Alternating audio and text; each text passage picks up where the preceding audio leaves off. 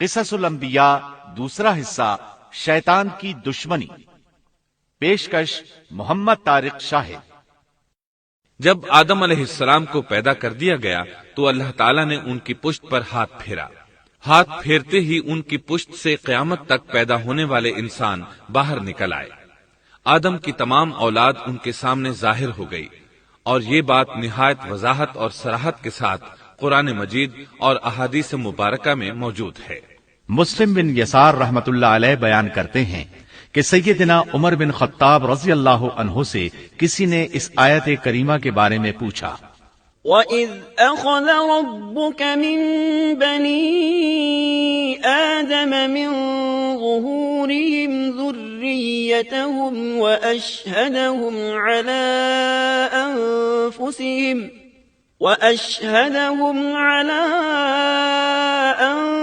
أَنفُسِهِمْ أَلَسْتُ بِرَبِّكُمْ قَالُوا بَلَىٰ شَهِدْنَا أَن تَقُولُوا يَوْمَ الْقِيَامَةِ إِنَّا كُنَّا عَنْ هَٰذَا غَافِلِينَ۔ اور جب آپ کے رب نے اولاد آدم کی پشت سے ان کی اولاد کو نکالا اور ان سے انہی کے بارے میں اقرار لیا کہ کیا میں تمہارا رب نہیں، سب نے جواب دیا، ہاں کیوں نہیں، ہم سب گواہ بنتے ہیں، تاکہ تم لوگ قیامت کے روز یوں نہ کہو ہم تو اس سے محض بے خبر تھے۔ او تقولوا انما اشرك آباؤنا من قبل وكنا ذرية من بعدهم افتهلكنا بما فعل المبطلون۔ یا یوں کہو کہ پہلے پہلے شرک تو ہمارے بڑوں نے کیا اور ہم ان کے بعد ان کی نسل میں ہوئے، لہذا کیا تو ان غلط راہ والوں کے فعل پر ہمیں ہلاکت میں ڈالے گا؟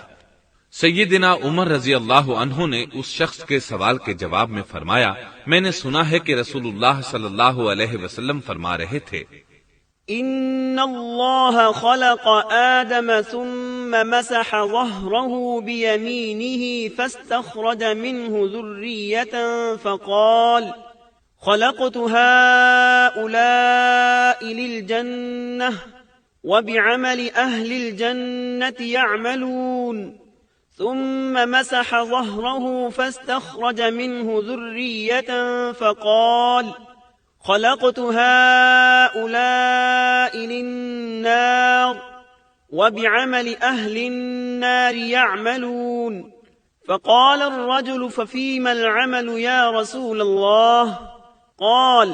فقال رسول الله صلى الله عليه وسلم إن الله إذا خلق العبد للجنة استعمله بعمل أهل الجنة حتى يموت على عمل من أعمال أهل الجنة فيدخله الله الجنة، وإذا خلق العبد للنار استعمله بعمل أهل النار حتى يموت على عمل من أعمال أهل النار فيدخله الله النار۔ اللہ نے آدم علیہ السلام کو پیدا کیا، پھر اپنے دائیں ہاتھ کو اس کی پشت پر پھیرا اور اس سے نسل انسانی کو باہر نکالا اور ان کی طرف اشارہ کر کے فرمایا، میں نے انہیں جنت کے لیے پیدا کیا ہے اور یہ جنت والوں کے اعمال کریں گے۔ پھر اپنے ہاتھ کو دوبارہ آدم علیہ السلام کی پشت پر پھیرا اور اس سے نسل انسانی کو باہر نکالا اور ان کی طرف اشارہ کر کے فرمایا، میں نے انہیں آگ کے لیے پیدا کیا ہے اور یہ آگ والوں کے اعمال کریں گے۔ اس پر ایک شخص نے نبی اکرم صلی اللہ علیہ وسلم سے سوال کیا، اے اللہ کے رسول صلی اللہ علیہ وسلم، تو پھر ہمارے اعمال کس حساب میں شمار ہوں گے؟ آپ نے جواب میں فرمایا، اللہ تعالیٰ جب کسی بندے کو جنت کے لیے پیدا کرتا ہے تو اس سے جنت والوں کے کام کرواتا ہے، حتیٰ کہ جنت والے اعمال میں سے ہی کسی عمل پر اس کا موت سے سامنا ہوتا ہے۔ اس وجہ سے اللہ اسے جنت میں داخل کرتا ہے، اور جب اللہ کسی بندے کو آگ کے لیے پیدا کرتا ہے تو اسے آگ والے اعمال پر لگا دیتا ہے، یہاں تک کہ وہ آگ والے اعمال میں سے کسی عمل پر مرتا ہے، اس کی وجہ سے اللہ اسے آگ میں داخل کر دیتا ہے۔ ہر شخص کے لیے اس کام میں آسانی پیدا کر دی جاتی ہے جس کے لیے وہ پیدا کیا گیا ہے۔ لیکن یہ بات ذہن میں ہر وقت موجود رہنی چاہیے کہ اللہ نے انسان کو اختیار دے رکھا ہے کہ وہ اپنی عقل اور فکر کی روشنی میں اللہ کے احکامات پر عمل پیرا ہو کر خود کو جنتی بنا لے، یا عقل کا درست استعمال نہ کرتے ہوئے شیطان کا پٹا گلے میں ڈال لے اور جہنم میں جگہ بنا لے۔ یہ تو اللہ نے انسان کو اختیار دے رکھا ہے، اس کی مرضی کہ جنت والے اعمال کرے یا جہنم والے۔ ہر انسان میں دونوں طرف جانے کی طاقت اور صلاحیت موجود ہے۔ اللہ نے انسان کو مجبور نہیں بنایا، البتہ ہر انسان کو جو بھی رویہ اختیار کرنا تھا اللہ کو اس کا علم تھا، اور اس کا علم برحق ہے، قطعی ہے، اس میں کوئی غلطی نہیں ہو سکتی، اس لیے اس نے اپنے علم کے مطابق تقدیر لکھ دی۔ اب ہم جو کچھ کرتے ہیں تقدیر سے مجبور ہو کر نہیں کرتے، بلکہ اپنے اختیار سے کرتے ہیں، اور چونکہ تقدیر بھی اللہ کے حکم سے لکھی گئی اس لیے اس میں بھی کوئی خطا واقع نہیں ہوتی۔ لہذا تقدیر کا یہ مطلب نہیں کہ انسان تقدیر کی بنا پر ہدایت ماننے یا نہ ماننے پر مجبور ہے، ایسی بات قطعاً نہیں۔ اور درست بات یہ ہے کہ تقدیر کا مسئلہ بہت زیادہ پیچیدہ ہے اور مشکل ترین مسائل میں سے ہے، یہاں اس کی تفصیل کا موقع نہیں۔ جب اللہ نے آدم علیہ السلام کو پیدا کر لیا اور اس میں اپنی روح پھونک دی تو فرشتوں کو حکم دیا کہ آدم کو سجدہ کریں۔ ابلیس ایک بہت نیک اور بزرگ جن تھا، اس نے کبھی اللہ کی نافرمانی نہیں کی تھی، اسی بنا پر وہ بلند مرتبہ پا کر فرشتوں میں شامل ہو چکا تھا، لیکن فرشتوں کی جنس سے قطعاً نہیں تھا۔ اللہ نے اسے اطاعت اور فرما برداری کا صلہ دیا تھا، اس کی عزت اور اکرام کرتے ہوئے آسمان میں بسایا تھا، لمحہ بھر کے لیے بھی اس نے اللہ کی نافرمانی نہیں کی تھی، اور پھر اللہ نے آدم کو سجدہ کرنے کا حکم دیا، اور اس حکم کے مخاطب فرشتے اور ابلیس تھے۔ صرف فرشتوں کے لیے یہ حکم نہیں تھا بلکہ ابلیس بھی اس حکم میں شامل تھا، کیونکہ اللہ تعالیٰ فرماتے ہیں وَلَقَدْ خَلَقْنَاكُمْ ثُمَّ صَوَّرْنَاكُمْ ثُمَّ قُلْنَا لِلْمَلَائِكَةِ اسْجُدُوا لِآدَمَ فَسَجَدُوا إِلَّا إِبْلِيسَ لَمْ يَكُنْ مِنَ السَّاجِدِينَ قَالَ مَا مَنَعَكَ أَلَّا تَسْجُدَ إِذْ أَمَرْتُكَ اور یقیناً ہم نے تمہیں پیدا کیا، پھر ہم ہی نے تمہاری صورت بنائی، پھر ہم نے فرشتوں سے کہا کہ آدم کو سجدہ کرو، تو سوائے ابلیس کے سبھی نے سجدہ کیا، وہ سجدہ کرنے والوں میں شامل نہ ہوا۔ اللہ تعالیٰ نے فرمایا، تجھے کس چیز نے سجدے سے روک دیا جبکہ میرا حکم تیرے لیے بھی تھا؟ تو اس سے ثابت ہوا اس حکم میں فرشتوں کے ساتھ ابلیس بھی شامل تھا، کیونکہ قرآن میں از امرتک کے الفاظ ہیں۔ اس کا مطلب ہے کہ میں نے تجھے حکم دیا تھا، اور پھر ابلیس نے جواب میں یہ نہیں کہا کہ تو نے تو مجھے حکم ہی نہیں دیا تھا، بلکہ اس نے سجدہ نہ کرنے کی وجہ یہ بتائی۔ قال انا خير منه خلقتني من نار وخلقته من طين۔ اس نے کہا، میں سجدہ کیوں کروں، میں اس سے بہتر ہوں، اس لیے کہ تو نے مجھے آگ سے پیدا کیا اور اسے مٹی سے۔ تو پھر کہا، قال فاهبط منها، اللہ نے حکم دیا تو اس سے نیچے اتر جا۔ غرض جب ابلیس نے نافرمانی کی، سرکشی اور تکبر کا مظاہرہ کیا تو اس وقت اللہ تعالیٰ اور اس کے درمیان مکالمہ ہوا۔ اللہ نے اس کی سرکشی دیکھ کر اسے سزا دیتے ہوئے فرمایا، قال فاهبط منها فما يكون لك أن تتكبر فيها فاخرج إنك من الصاغرين۔ قال أنظرني إلى يوم يبعثون قال إنك من المنظرين قال فبما أغويتني لأقعدن لهم صراطك المستقيم ثم لآتينهم من بين أيديهم ومن خلفهم وعن أيمانهم وعن شمائلهم ولا تجد أكثرهم شاكرين۔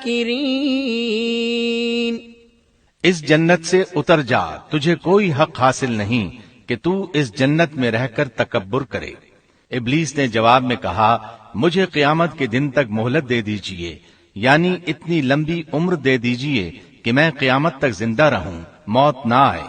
اللہ نے فرمایا، تجھے مہلت دے دی گئی لیکن ایک وقت مقررہ تک، اور جب شیطان اس طرف سے مطمئن ہو گیا کہ اسے مہلت مل گئی، تب اس نے کہا، چونکہ تو نے مجھے گمراہ کر دیا ہے، اس وجہ سے میں قسم کھاتا ہوں کہ میں انسانوں کی گمراہی کے لیے تیرے سیدھے راستے پر بیٹھ جاؤں گا، پھر ان کے آگے سے، ان کے پیچھے سے، ان کے دائیں سے، ان کے بائیں سے، ان کے پاس آؤں گا، اور آپ ان میں سے اکثر لوگوں کو شکر گزار نہیں پائیں گے۔ اللہ تعالیٰ نے شیطان کا رد کرتے ہوئے فرمایا، یہاں سے ذلیل و خوار ہو کر نکل جا، ان میں سے جو شخص بھی تیرا حکم مانے گا میں ایسے تمام گمراہوں سے جہنم کو بھر دوں گا۔ جو انسان بھی تیرا پیروکار بنے گا وہ جہنم کا مستحق اور حقدار ٹھہرے گا۔ قرآن مجید میں دوسرے مقامات پر بھی اس گفتگو کو نئے پیرائے میں دہرایا گیا ہے۔ مثلا اللہ نے فرمایا، وَلَقَدْ خَلَقْنَا الْإِنسَانَ مِنْ صَلْصَالٍ مِنْ حَمَإٍ مَسْنُونٍ وَالْجَانَّ خَلَقْنَاهُ مِنْ قَبْلُ مِنْ نَارِ السَّمُومِ وَإِذْ قَالَ رَبُّكَ لِلْمَلَائِكَةِ إِنِّي خَالِقٌ بَشَرًا مِّن صَلْصَالٍ مِّنْ حَمَإٍ مَّسْنُونٍ فَإِذَا سَوَّيْتُهُ وَنَفَخْتُ فِيهِ مِن رُّوحِي فَقَعُوا لَهُ سَاجِدِينَ فسجد الملائكة كلهم أجمعون إلا إبليس أبى أن يكون مع الساجدين قال يا إبليس ما لك ألا تكون مع الساجدين قال لم أكن لأسجد لبشر خلقته من صلصال من حمأ مسنون قال فاخرج منها فإنك رجيم وَإِنَّ عَلَيْكَ اللَّعْنَةَ إِلَى يَوْمِ الدِّينِ۔ یقیناً ہم نے انسان کو کھنکھناتی مٹی سے پیدا فرمایا ہے جو کہ سڑے ہوئے گارے کی تھی، اور اس سے پہلے ہم نے جنات کو لو والی آگ سے پیدا کیا، اور جب تیرے پروردگار نے فرشتوں سے فرمایا میں انسان کو سیاہ بدبودار کھنکھناتی مٹی سے پیدا کرنے والا ہوں، جب میں اسے پورا بنا چکوں اور اس میں اپنی روح پھونک دوں تو تم سب اس کے لیے سجدے میں گر پڑنا۔ چنانچہ تمام فرشتوں نے سجدہ کیا سوائے ابلیس کے، اس نے سجدہ کرنے والوں میں شمولیت اختیار کرنے سے صاف انکار کر دیا۔ اللہ تعالیٰ نے فرمایا، اے ابلیس تجھے کیا ہوا کہ تو سجدہ کرنے والوں میں شامل نہ ہوا؟ وہ بولا، میں ایسے انسان کو سجدہ نہیں کر سکتا جسے تو نے سیاہ بدبودار کھنکھناتی مٹی سے پیدا کیا ہے۔ اللہ تعالیٰ نے فرمایا، اب تو بہشت سے نکل جا کیونکہ تو مردود ہے، اور تجھ پر قیامت کے دن تک میری پھٹکار ہے۔ قال رب فأنظرني إلى يوم يبعثون قال فإنك من المنظرين إلى يوم الوقت المعلوم قال رب بما أغويتني لأزينن لهم في الأرض ولأغوينهم أجمعين إلا عبادك منهم المخلصين قال هذا صراط علي مستقيم إن عبادي ليس لك عليهم سلطان إلا من اتبعك من الغاوين وإن جهنم لموعدهم أجمعين۔ کہنے لگا اے میرے رب مجھے اس دن تک مہلت دے دے جس دن کے لوگ دوبارہ زندہ کیے جائیں گے۔ اللہ نے فرمایا اچھا، اس مقررہ وقت کے دن تک تجھے مہلت دی گئی۔ کہنے لگا اے میرے رب چونکہ تو نے مجھے گمراہ کیا ہے، مجھے بھی قسم ہے کہ میں انسانوں کے لیے زمین میں گناہوں کو خوشنما بناؤں گا اور ان سب کو بہکا دوں گا سوائے ان کے جو تیرے منتخب اور مخلص بندے ہوں گے، وہ میرے بہکاوے میں نہیں آئیں گے۔ اللہ نے فرمایا ہاں یہی مجھ تک پہنچنے کی سیدھی راہ ہے کہ مخلص بن جاؤ، میرے بندوں پر تجھے کوئی غلبہ نہیں ہوگا۔ البتہ جو گمراہ لوگ تیری پیروی کریں گے یقیناً ان کے وعدے کی جگہ جہنم ہے۔ ایک اور مقام پر اللہ تعالیٰ فرماتے ہیں وَإِذْ قُلْنَا لِلْمَلَائِكَةِ اسْجُدُوا لِآدَمَ فَسَجَدُوا إِلَّا إِبْلِيسَ قَالَ أَأَسْجُدُ لِمَنْ خَلَقْتَ طِينًا قَالَ أَرَأَيْتَكَ هَذَا الَّذِي كَرَّمْتَ عَلَيَّ لئن أخرتني إلى يوم القيامة لأحتنكن ذريته إلا قليلا قال اذهب فمن تبعك منهم فإن جهنم جزاؤكم جزاء موفورا۔ جب ہم نے فرشتوں کو حکم دیا کہ آدم کو سجدہ کرو تو ابلیس کے سوا سب نے سجدہ کیا۔ اس نے کہا کیا میں اسے سجدہ کروں جسے تو نے مٹی سے پیدا کیا ہے؟ اچھا دیکھ لے، اسے تو نے مجھ پر فضیلت دی ہے، اگر مجھے بھی تو نے قیامت تک ڈھیل دی تو میں سوائے چند لوگوں کے اس کی اولاد کو گمراہ کروں گا۔ اس پر اللہ نے فرمایا جا، ان میں سے جو بھی تیرا فرمانبردار ہو جائے گا تو تم سب کی سزا جہنم ہے جو پورا پورا بدلہ ہے۔ واستفزز من استطعت منهم بصوتك وأجلب عليهم بخيلك ورجلك وشاركهم في الأموال والأولاد وعدهم وما يعدهم الشيطان إلا غرورا إن عبادي ليس لك عليهم سلطان وكفى بربك وكيلا۔ ان میں سے تو جسے بھی اپنی آواز کے ساتھ بہکا سکتا ہے بہکا لے، اور ان پر اپنے سوار اور پیادے چڑھا لا، یعنی اپنے گھڑ سوار لشکر اور پیدل لشکر کو چڑھا کر لے آ، اور اپنا ہر داؤ، ہر ترکیب اور ہر اسلحہ استعمال کر لے، اور ان کے مالوں اور اولاد میں بھی شرکت کر لے، اور تو انہیں دل بہلانے والے وعدے دے لے، یعنی ان کے برے اعمال بنا سنوار کر انہیں دکھا اور غلط خواہشات دلا، جنت، دوزخ اور دوبارہ زندہ نہ ہونے کے وعدے دے، اور ان سے شیطان کے جتنے بھی وعدے ہوتے ہیں سب کے سب سراسر فریب ہیں۔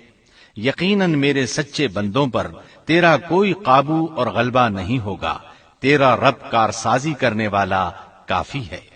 اسی طرح بہت سی آیات میں پہلی معصیت الہی کا ذکر کیا گیا ہے۔ سب سے پہلا نافرمان ابلیس ملعون تھا۔ وہ خبیث اللہ کے سامنے تکبر اور عناد سے بھرپور جواب دیتا رہا۔ اسی وجہ سے اللہ نے اسے کافر کا لقب دیا۔ کافر اسے کہتے ہیں جو نعمت کا انکار کرے۔ اللہ نے اس پر اتنا فضل و کرم اور انعام و احسان کیا کہ بلند ترین مرتبے تک پہنچا دیا، لیکن اس نے اللہ کی اس نعمت کی قدر نہ کی، پرواہ نہ کی اور کفر کا راستہ اختیار کیا۔ اللہ تعالیٰ فرماتے ہیں، إذ قال ربك للملائكة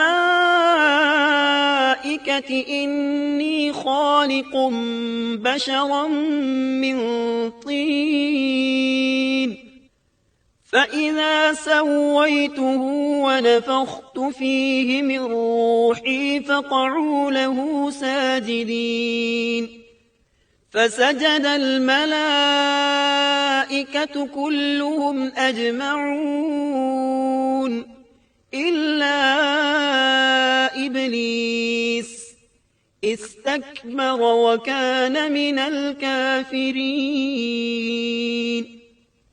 جبکہ آپ کے رب نے فرشتوں سے فرمایا کہ میں مٹی سے ایک انسان کو پیدا کرنے والا ہوں، سو جب میں اسے ٹھیک ٹھاک کر لوں اور اس میں اپنی روح پھونک دوں تو تم سب اس کے سامنے سجدے میں گر پڑنا۔ چنانچہ تمام فرشتوں نے سجدہ کیا مگر ابلیس نے نہ کیا اور اس نے تکبر کیا، وہ کافروں میں سے تھا۔ سب سے پہلا گناہ تکبر تھا۔ اسی لیے علماء کرام فرماتے ہیں تمام گناہوں کی جڑ تکبر اور غرور ہے۔ نبی اکرم صلی اللہ علیہ وسلم نے اپنی امت کو تکبر نہ کرنے کا سختی سے حکم فرمایا، اس کی برائی، وبال اور ہلاکت سے آگاہ فرمایا۔ آپ نے فرمایا، لا ينظر الله إلى من جر ثوبه خيلاء، اللہ اس شخص کی طرف رحمت سے دیکھے گا بھی نہیں جس نے تکبر کی بنا پر کپڑا ٹخنوں سے نیچے لٹکایا۔ اس کے علاوہ نبی صلی اللہ علیہ وسلم نے تو مطلقاً فرما دیا، لا يدخل الجنة من كان في قلبه مثقال ذرة من كبر، وہ شخص جنت میں داخل ہونے کے قابل نہیں جس کے دل میں ذرہ برابر بھی تکبر ہے۔ جو شخص اپنے کپڑے، اپنے مکان اور اپنے قبیلے پر فخر کرتا ہے اس سے اللہ کی رحمت اٹھ جاتی ہے۔ اسی لیے نبی صلی اللہ علیہ وسلم نے جب اپنے صحابہ کرام کو دیکھا کہ مہاجر صحابی انصار صحابہ کے خلاف اور انصاری صحابی مہاجرین صحابہ کے خلاف آواز لگا رہے ہیں تو آپ نے فرمایا، دعوها فإنها منتنہ، اس جاہلیت والی پکار کو چھوڑو، یہ بہت بدبودار ہے۔